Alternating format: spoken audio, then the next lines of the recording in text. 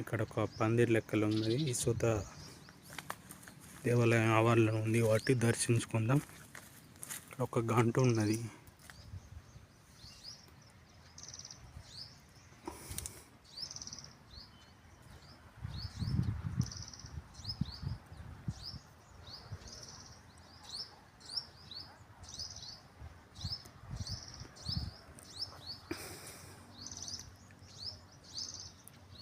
నంది ఉన్నది, అక్కడ శివలింగం ఉన్నది, చూద్దాం.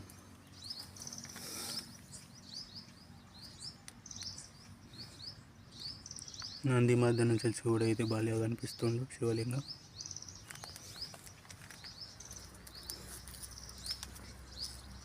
నంది అయితే నిజంగా వచ్చి ఉన్నదా కూర్చున్నా అన్నట్టు బాగా ఎక్కిరు శిల్ప అయితే.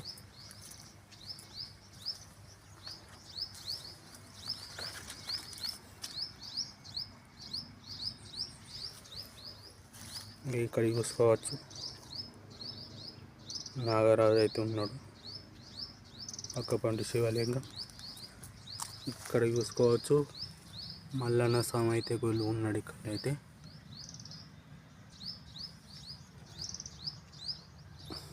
మల్లన్న స్వామి శివలింగం. ఆ శివలింగానికి గాజులు ఎందుకు వేస్తారు నాకు అర్థమైతే లేదు. మీకు అర్థమైతే గిట్ట చెప్పుర్రి ఫ్రెండ్స్.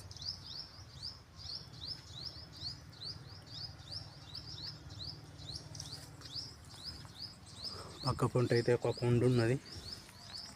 ముందు చూసుకోవచ్చు గుట్ట. ఆ గుట్ట సూత మీకు తెలిసే అనుకుంటా. తెలిస్తే మాత్రం కామెంట్ రూపంలో తెలుపగలరు.